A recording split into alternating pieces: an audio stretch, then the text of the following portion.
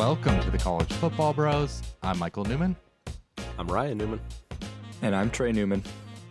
In this episode, we are breaking down the Chick-fil-A Peach Bowl between Ohio State and Georgia. We already released an episode where we broke down the other playoff game between Michigan and TCU, so be sure to check that out if you haven't already.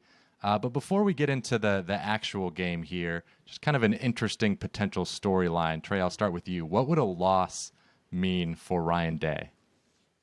Michael, you're trying to stir up storylines here. I'm just saying he's fired, right? He's gone. Clearly this is win or you're done. No, I don't know. I'm not going to overreact and say it makes him feel more pressure, in the near future. I know he's lost 2 in a row to Michigan, in pretty dominant fashion, and the defense has let them down the last couple of years. But I mean, they still won the Rose Bowl last year. They backed into the playoff here. I know that the program as a whole has kind of become, get to the national title or bust, but they're still one of the top 4 teams this year. And I guess if you look at this game, like as long as it's not a blowout loss, it's not like an abysmal season since they're playing the defending national champs in Atlanta. So I'm not too concerned here. All right, I'm going to take it just a little bit, I guess, step further than you. I do think it depends on how it happens. Yeah, a close loss here against Georgia, especially if they end up winning it all, I think it would kind of be status quo what it is right now, where, of course, he's not anywhere near a hot seat, but the fans aren't happy, or a portion of the fans, right? Even though he's had this crazy good record, because they haven't won a national title, because the 2 losses to Michigan, they just, some fans wouldn't be happy with him. But if they do get blown out, and I think quite a good portion of the fan base would be unhappy with him, and he wouldn't be on the hot seat, but it would be like next year if he loses 2 games, in the regular season, then he could be on the hot seat. That sort of a thing where he'd be a step away from being a step away of the hot seat. But I don't know. What do you think, Ryan? I just don't think it would really mean too much, honestly. I mean, a loss to an undefeated Georgia team, I don't really see much shame in that, even if it's not super competitive. I think all that would mean is just, hey, man, you just don't win the national title this year. I mean, they made it to the national title a couple years back. They won the semifinal game, made it to the national title, just didn't win. And they got blown out. Yeah, well, fair enough.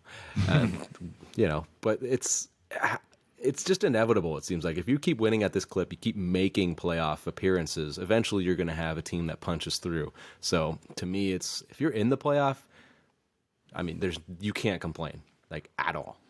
Not even OU and Lincoln Riley, those folks, right? All right. You guys are just way too rational, I guess. Recruiting class didn't go super well for Ohio State either, by their standards. They have a lofty standard, but okay. Anyway, let's get into the game. So, which matchup, Ryan, are we most looking forward to here? Sure, I'm looking for Keely Ringo and Kamari Lassiter going up against Marvin Harrison Jr. and Emeka Egbuka.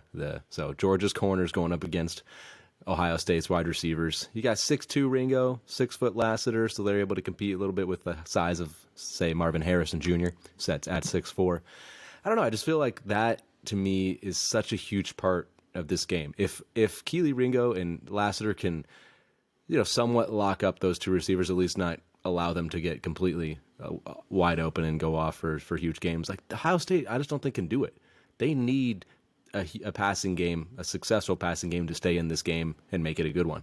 I just don't think their running game is going to do it against Georgia. Not that Ohio State has a bad running team; they're pretty good, but Georgia's rush defense is on another level. So those 2 guys play great, Lassiter and Ringo. Then I think Georgia wins this game. Not easily, but they're in control of it. Yeah, you stole my answer there. I thought the exact same thing. Yeah, Ohio State's receiving core against those DBs from Georgia, because with Georgia's talent up front, how well Jalen Carter's playing now, fully healthy, I don't see the running game being the key for Ohio State. I think C.J. Stroud has to have a big game, and he's had a great year. It's kind of funny how the perception of him is based on some crazy standard that is, almost unattainable. Like, he's had an amazing year, but it seems like the general should have perception. Been a Heisman finalist.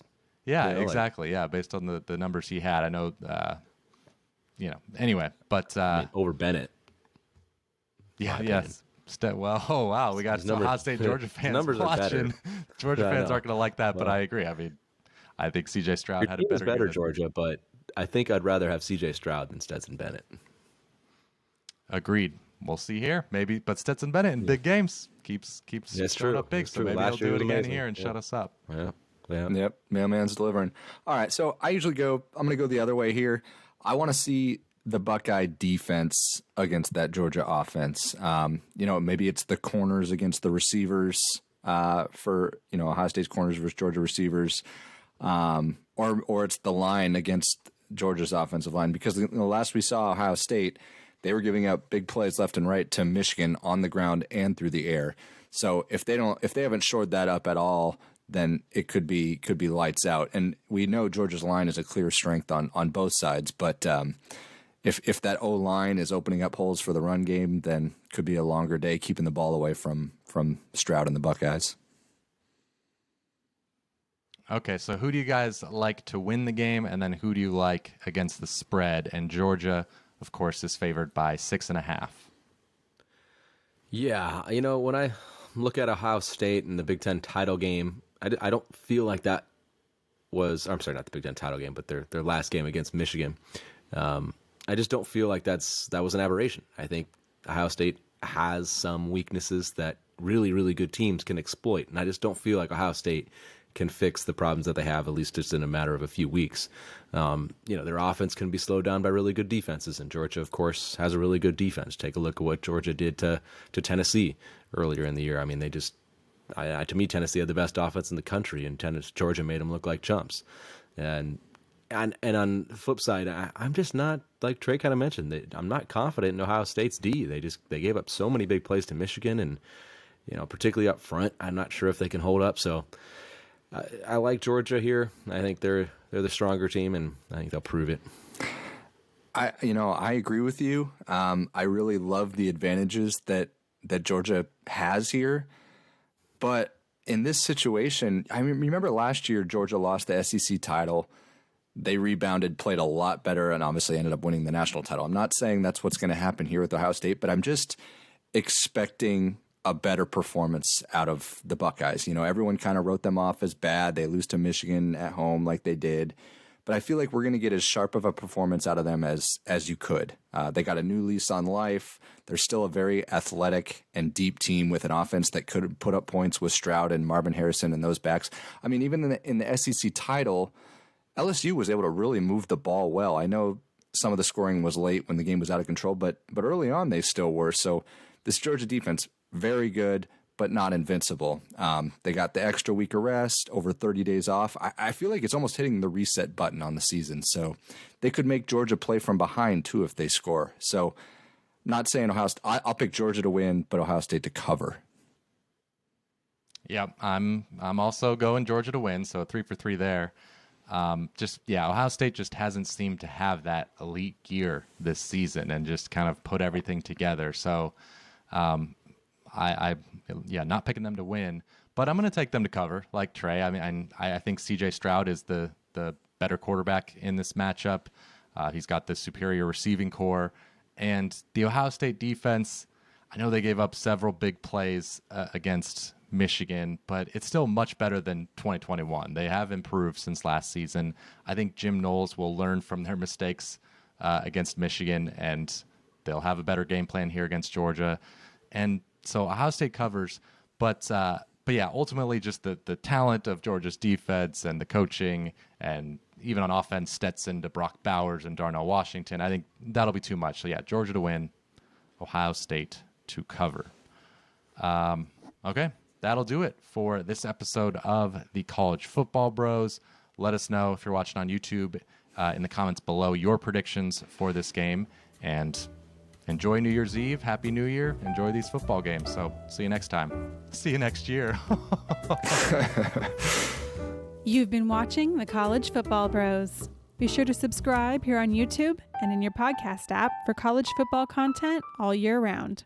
For bonus episodes and access to our Discord chat, join our Patreon at patreon.com/collegefootballbros. Thanks for watching.